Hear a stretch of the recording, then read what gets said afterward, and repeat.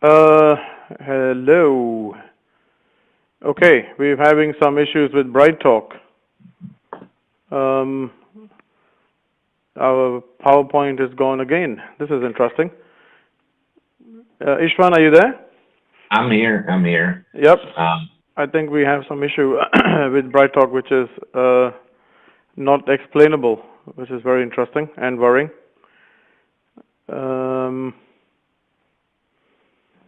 okay, I'm not sure what to say. Uh, nope.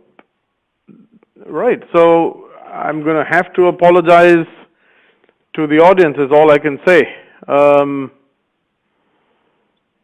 Preview your slides. Something has gone wrong with BrightTalk. This is very worrying. If the audience can wait, I'm going to try to get live support right now.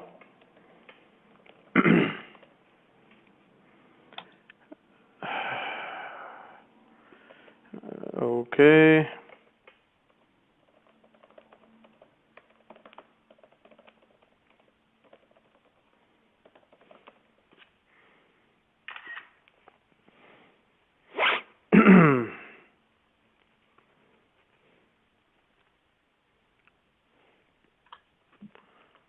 and we at the same time, I don't know if we want to start while waiting for.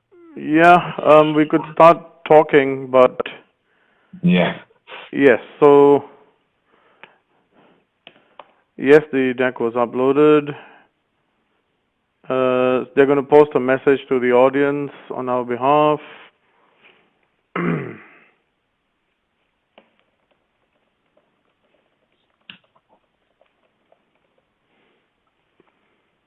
um,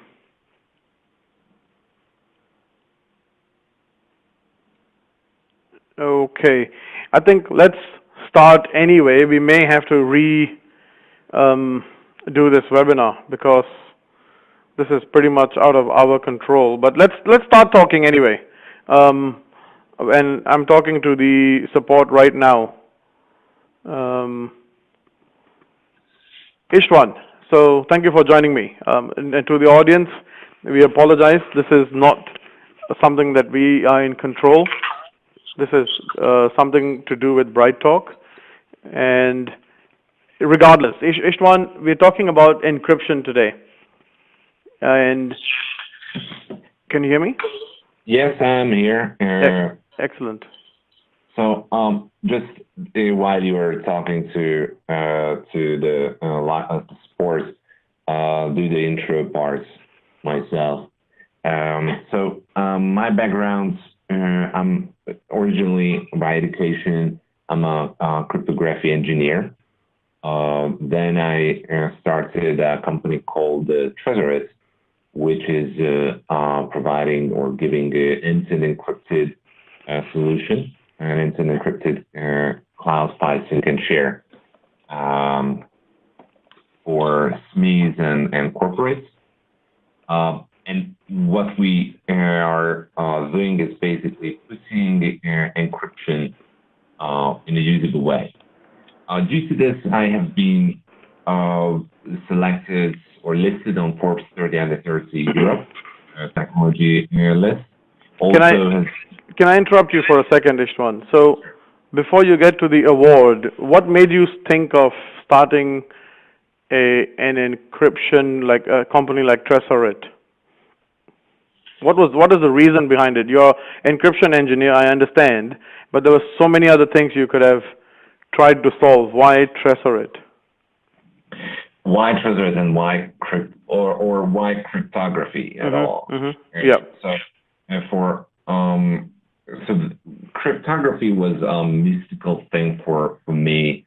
The first when I was 12-year-old, I got a book about encryption, but that's a historical encryption. You know, the ancient encryption was Caesar used V8 and so on.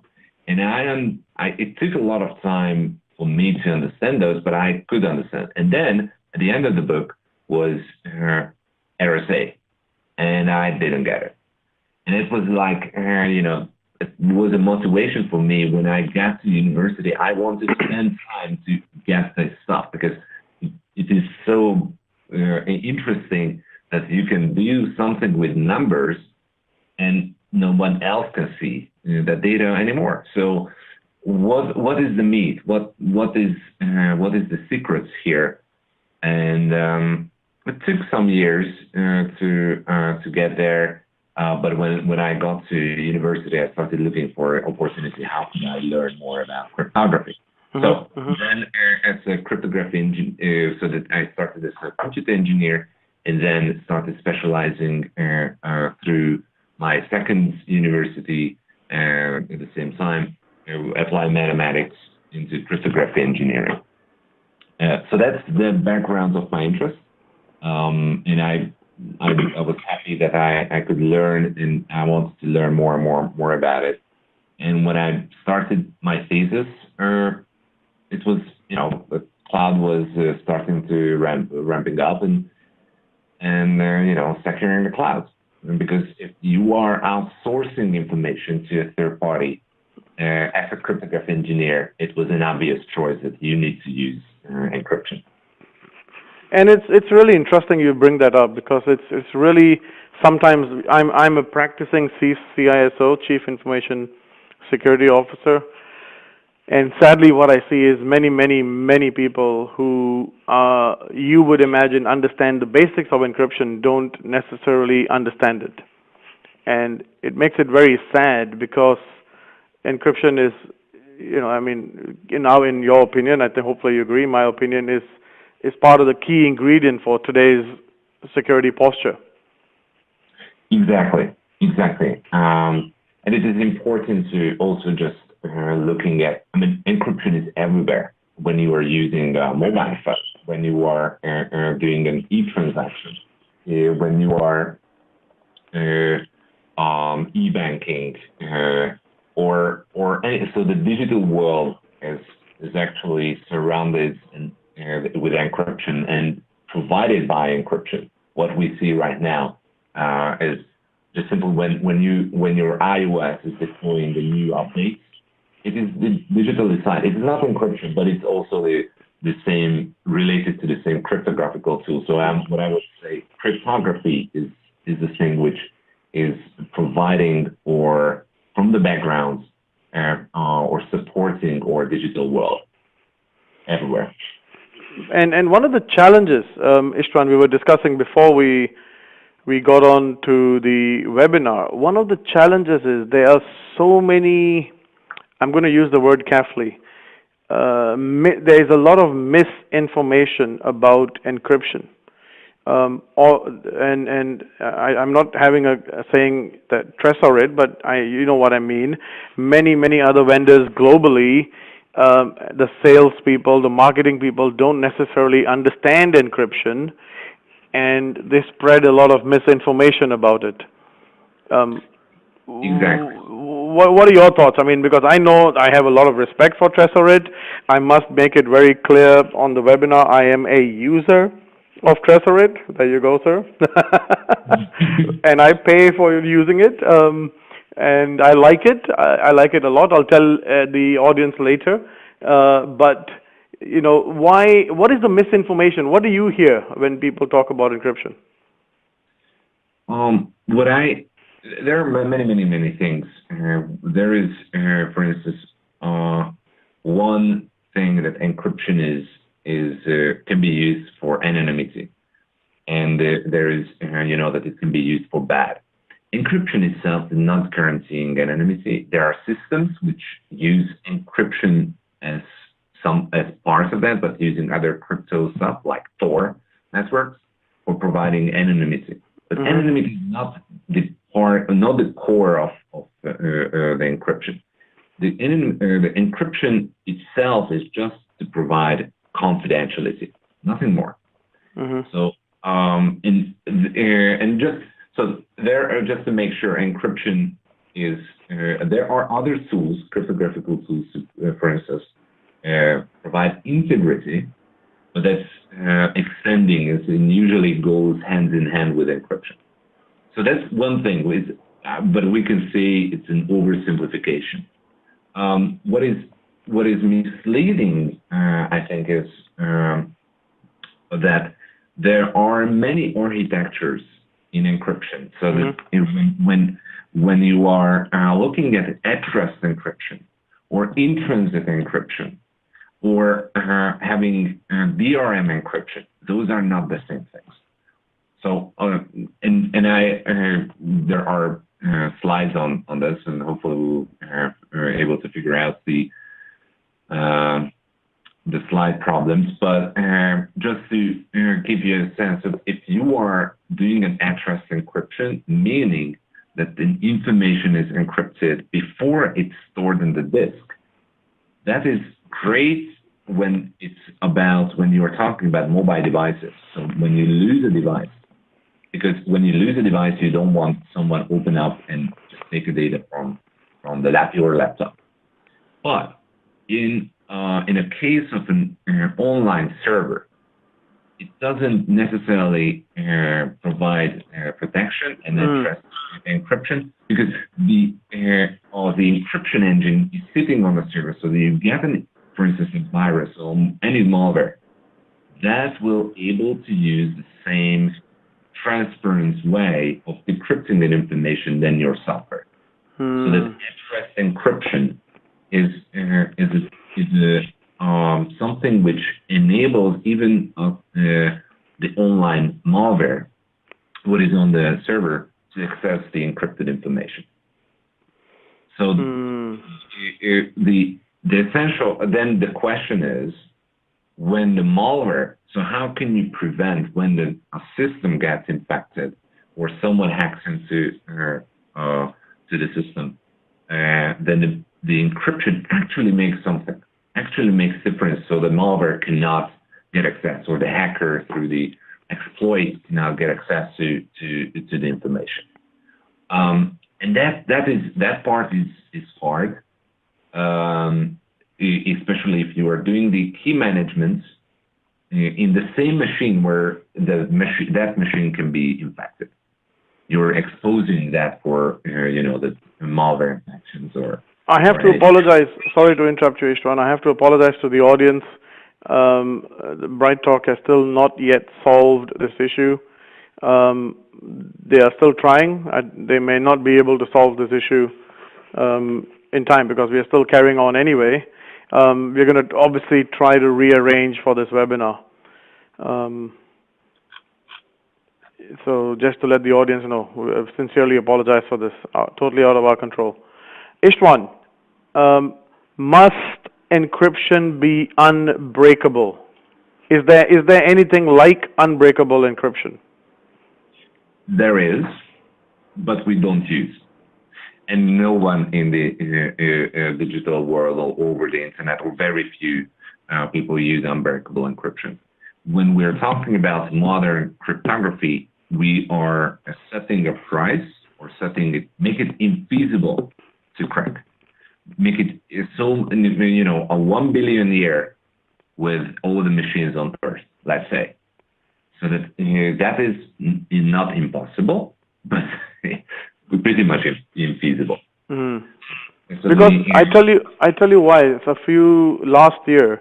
This is 2018. In 2017, I got a few phone calls from different companies or different people trying to tell me, sell me in the UK encryption product, which, and their USP, their unique selling point was this encryption is not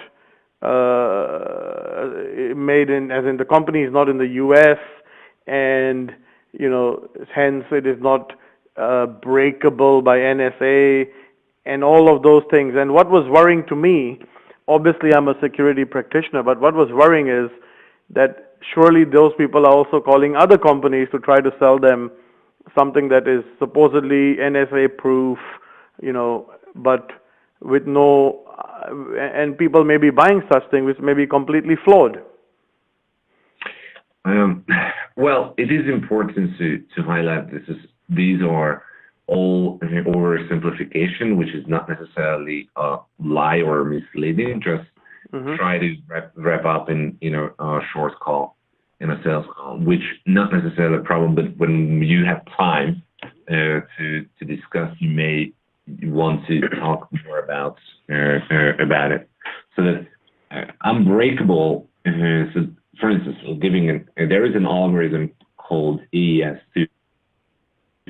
You may have heard it. The audience may have heard it, may not. Doesn't matter. Sorry, your voice broke. What is it called again?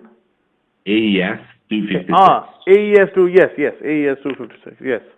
So it is a widespread block cipher, which is used. It is a building block. So it is just imagine like a lock in the door. So that you buy a very secure lock, but if you are using that very secure lock to put in a thin wooden door, that can be broken.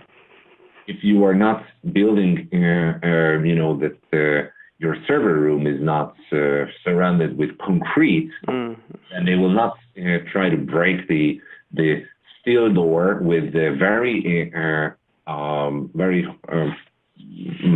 secure lock that would just go through the wall. And it's the weakest link in most of the cases is not the encryption part. The weakest link, we start from the encryption, the weakest link, how you are using that encryption, so the architecture, the modes, and then the architecture, how you put it. That's what I mentioned to you, the architecture that at rest encryption. Even if you are using a very good and very secure AES 256 algorithm for at rest encryption, if the disk encryption is transferring to the malware, then whatever encryption you use, it doesn't matter. So it is actually using the system as an oracle. But getting back, so there is an architecture, and then this, if you go wider, the system, how the system where you put it in is secure. Because if you can get in to the software which is doing the encryption process, or just get around all the software, then you have a problem. I'll just give you an example. Let's say there are two people sharing data from their phones, one phone to the other, using an end-to-end encrypted chat. What NSA can, for instance, or someone else, the hacker can break this channel or can go to choose to do that, but it's very hard. They would rather hack the phone so that when the information is encrypted than breaking the channel. I understand what you're saying. Now I want to come to Tresorit. In fact, some of the reasons I initially started using it is because of what we're going to talk about now. And you, on one of your slides, say we encrypt everything to know nothing. Now, on that slide, you talk about, can you spend a little bit of time talking about end-to-end, where your data centers are, and the hacking competition, which no one has won? Sure. So what we're doing is an end-to-end encrypted file sync and share in the clouds. That means before you upload anything through your file sharing system, the files are encrypted with a key only known to your computer. What is interesting is the collaboration part, that your computer, your desktop or laptop or mobile shares this key with other people inside your company in a distributed way, so that you can collaborate. So that person can download the contents and decrypt it on the machine, and then access it like nothing happened. But for us, it is we cannot look into that, even if we wanted to, because we don't have access to the key. We are just relaying, we are just storing the encrypted information and handing it back to the people. That's I mean, just to give an example, we were thinking, okay, great, end-to-end encryption. This is quite new in 2013. It was a quite new term, still not a widespread term. How can we make it, close to average people who are not cryptographers? Mm-hmm. So, and we were thinking of starting a hacking challenge. And at the end, we started and we said we're giving and offering a bounty on our head, and offered $50,000 to anyone who can hack us. And we went further. We said we open up our servers and giving admin rights to anyone, and still give $50,000 if anyone can get any information out of the system. Okay, come again. You're giving admin rights. Can you expand a little bit on that? Yeah, we actually didn't give admin rights to our production system. We created a hacker arena, so that is similar to our production system. Yeah. And we call it capture the flag game. Yeah. So that the capture the flag, and the flag was stored in a file, and that file was on the server. And in this hacker arena, which was the complete copy of our production system, just filled up with random users. We didn't want to give away our users' data at all. And are you saying that nobody has been able to break in? No one. We said that you can download the file without, hacking or getting through the authentication firewall or whatsoever. So they saw what is on the server. They see everything, or they saw everything. And 250 universities, including MIT, Stanford, thousands of hacker teams registered and failed. And what their feedback was, it's actually, there is no point of this hacking challenge because no one will able to claim. Very good. Where can they get? Sorry. I was going to say, where can people get more information about this? I think we still have something about on our website and the outcome about the hacker challenge. We actually shut down after years, and because the hacker arena. But if someone is interested, we can still set it up. But the feedback was in the community that, okay, guys, you are just storing encrypted files. You don't have the keys. You don't have anything. No one will break it. That was the message. Without mentioning, Istvan, without mentioning other vendors, are we saying that the majority of the other file sharing and storage, cloud file sharing and storage vendors may have access to my data? Yes. Oh yes. So just give you an example. To thumbnails.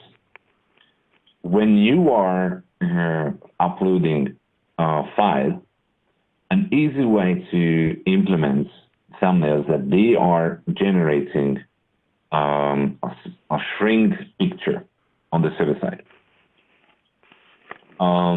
That's one example, and there is a way around to do it in an end-to-end encrypted world, but it is extremely complex. Or give you an example. There was a cloud provider, without mentioning the vendor's name, but it's big and it is also producing an operating system. They have a cloud system, and there was a photographer, and his photos were deleted because of nudity. He didn't share it. He was actually scanned automatically by the cloud provider, and said he was an artist, by the way. So that was not the nudity you can think, but it was an artistic pictures he stored, and it was deleted because of this. So the policy was violated. And how can they check it if they don't have access? And they are not. And they are saying that they are not claiming they have end-to-end encryption. They are saying they have at-rest encryption. They're not lying about that they don't have access. They just don't tell. They're presenting themselves in a way that it sounds like they don't have access. Also, correct me if I'm wrong, if I can search within a document on a file sharing service, then surely it's not encrypted end-to-end, is it? Most, not like 99.9%, because we developed the technology. It's still in science fiction phase, or it's in the laboratory. Okay. There is something called fully homomorphic encryption, but I'm pretty sure they don't use right. So you are looking at offering something like this, where I can search within my Word file for the word GDPR. Yeah.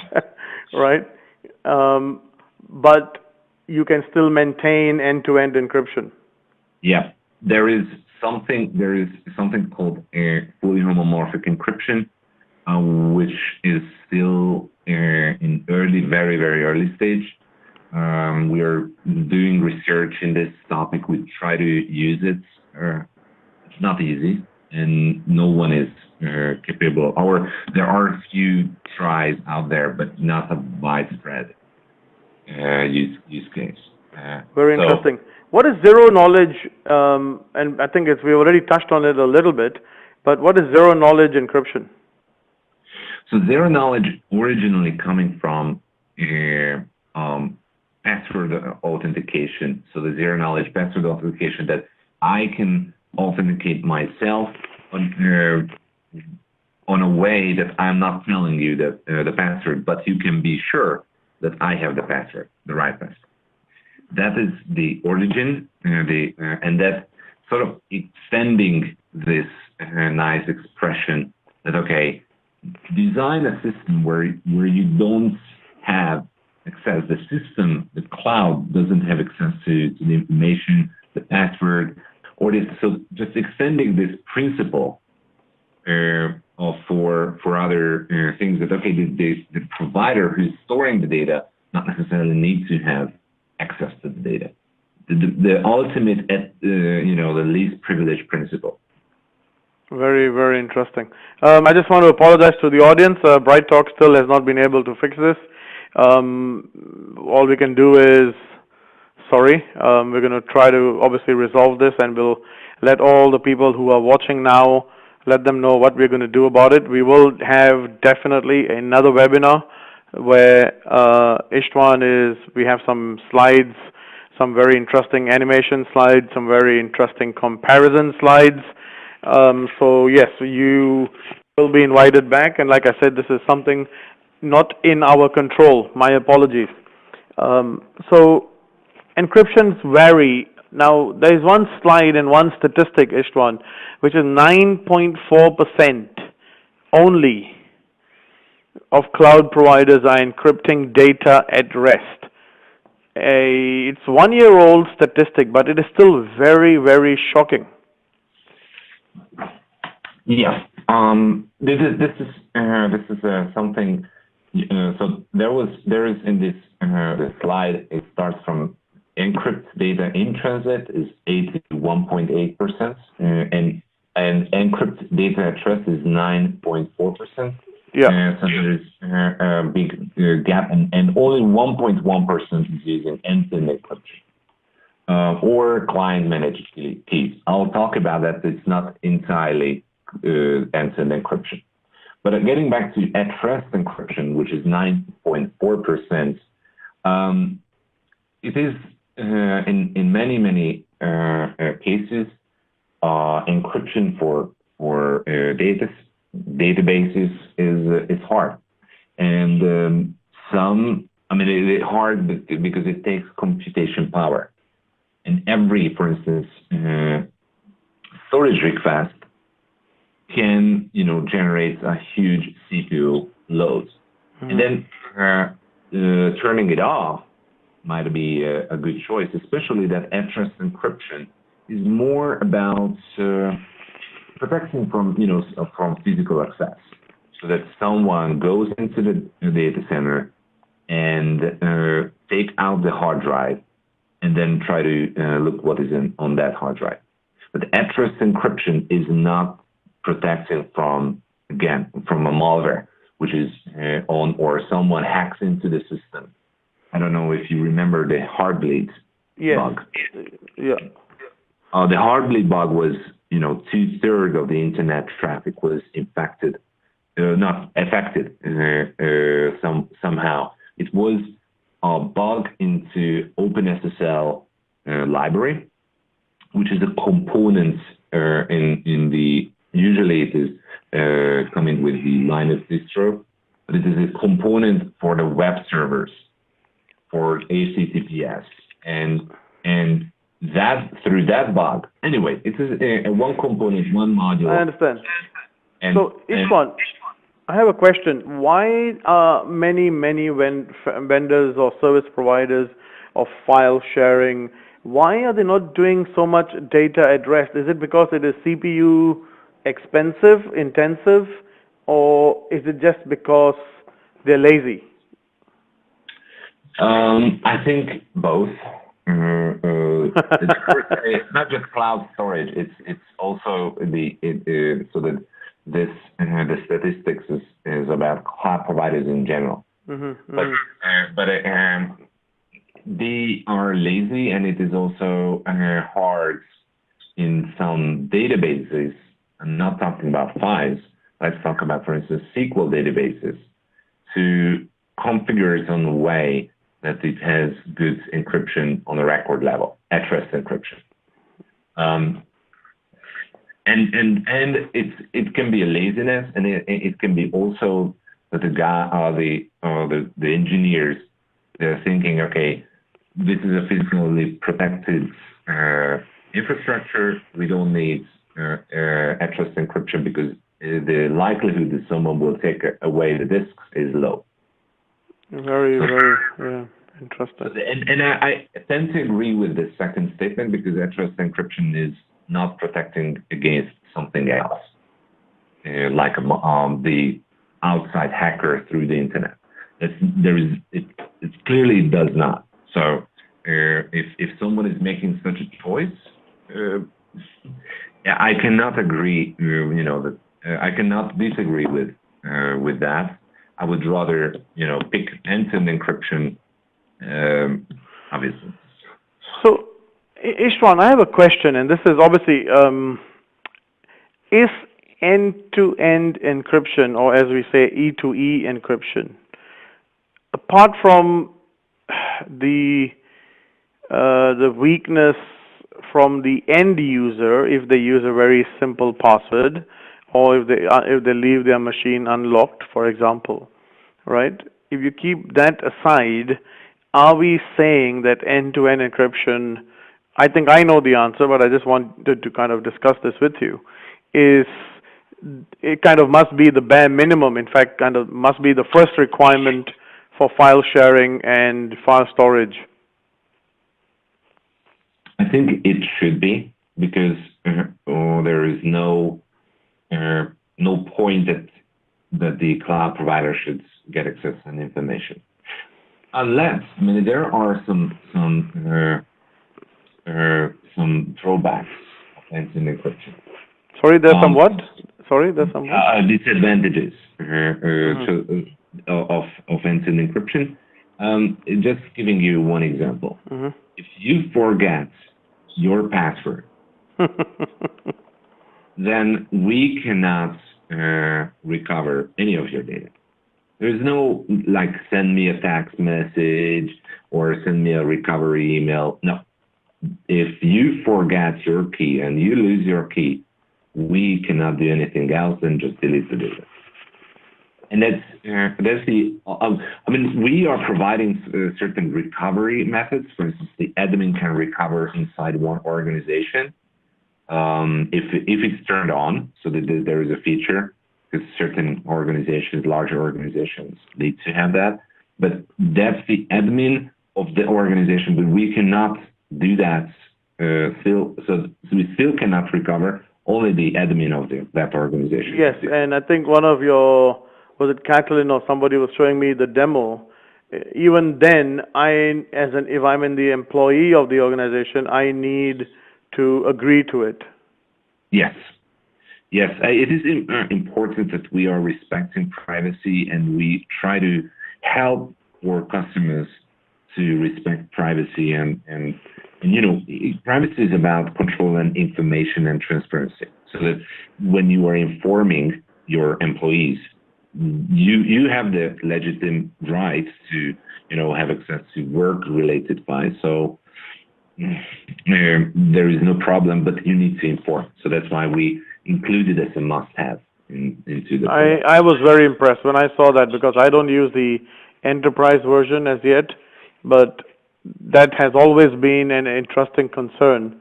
And taking this approach of giving power to the employee and then enabling this feature, I think is you need a very good kind of commendable. It should be very well done to you, because otherwise it's switched on by default in most cases.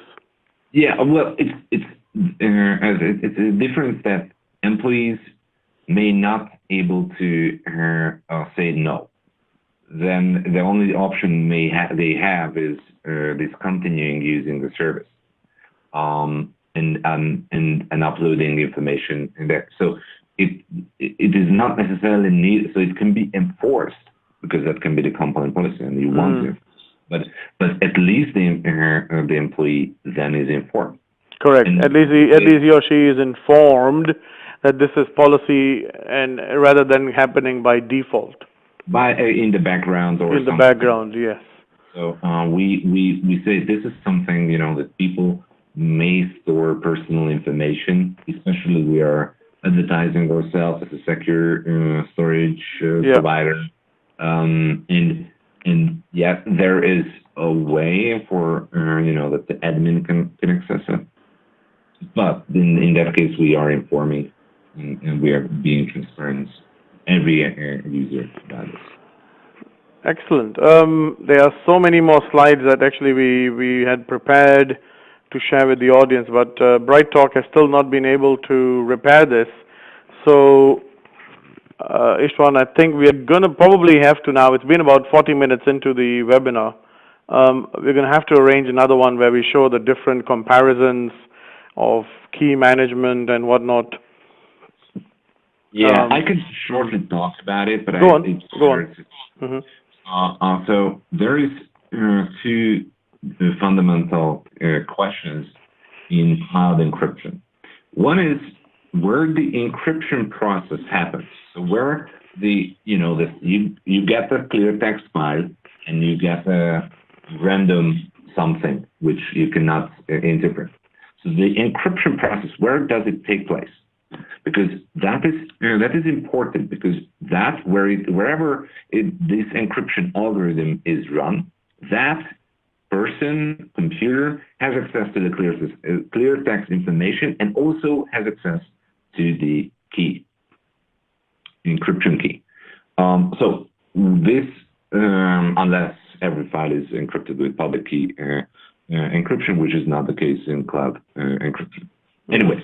So wherever this process takes place, the processor, the computer which does the encryption, see the unencrypted file, full stop. So the next question, the other angle, where the key management takes place. Are you, as a customer, controlling the key, or the cloud provider is controlling it for you? If there is any encryption in place.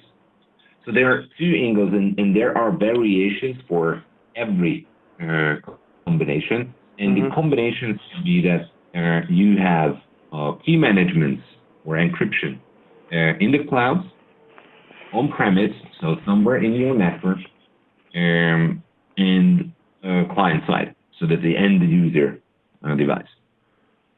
So when it happens, for instance, key management and encryption in the clouds, that's usually called at-rest encryption, or referred to as simple at-rest encryption. Then the system, the cloud provider is doing something, they're running the encryption and managing the keys. So the cloud provider ultimately has access to your files, just making it a little bit harder for themselves, or a little bit more complicated. For instance, there are systems who are giving enterprise key management, where you can manage the keys with a special hardware security module, but they are doing the encryption in the clouds. So that what's happening there, you're giving a key, and that key they are encrypting. And if you don't want them to have access, you just stop providing them the keys, and then they will not have access to the information which they encrypted unless they save all the clear information. Very interesting. This image is actually also very useful. Yeah. So and this we can go on, but I think here it would be hard without the slides. Exactly. To go on. So I just wanted to give why it's what's the main difference. So I guess final thoughts for now, Istvan, and then we'll try to aim for another one where the slides work. Sure. So I think encryption, there are many good ways to encrypt, so for different purposes. If you are really, if you want to ensure confidentiality, and that's your main purpose, and compliance, then end-to-end encryption is a great choice. And you need to keep in mind that there are few minor disadvantages of encryption, or it can be serious. What are they? What are the disadvantages? For instance, you don't have password recovery. I just mentioned. Yep. That's one thing. Password recovery, but there are sort of ways. For instance, if you can log in from, for instance, a device, so you still have a running clients on one of your devices, you can recover the key. So there is a way around. We make it easier, but that's an ultimate disadvantage. The second, you have less of an integration. We cannot, for instance, send a file to ERP system, because we simply don't have access to the file. So integration capabilities are usually limited in case of end-to-end encryption, simply because of the nature of the whole thing, isn't it? Yeah. There are integrations. We, for instance, have Active Directory integration and so on. So there is not entirely, but it's much more limited. But you also said you are working on something around being able to search the file but still maintain encryption. Yes, this is, and we try to eliminate in Tresorit. This is our ultimate goal: eliminate all these disadvantages while keeping up the end-to-end encrypted or zero knowledge environment. So basically, to have the best of both worlds, actually, which is very good. Exactly. Istvan, I want to thank you so much. I want to apologize to the audience deeply. It's something totally out of our control. Bright Talk has not been able to resolve this at all. We are going to come back again, Istvan, and we'll make this. There are going to be many more slides that we wanted to share, and we'll come back again. You'll get an email from us, and we're going to share more presentations. And we'll share them on the other webinar, and for you to download also after I discuss with Istvan. and Catalan. Istvan, I want to thank you for your time, and thank you to the audience. Thank you. Speak soon, sir. Thank you. Bye. Thank you. Bye.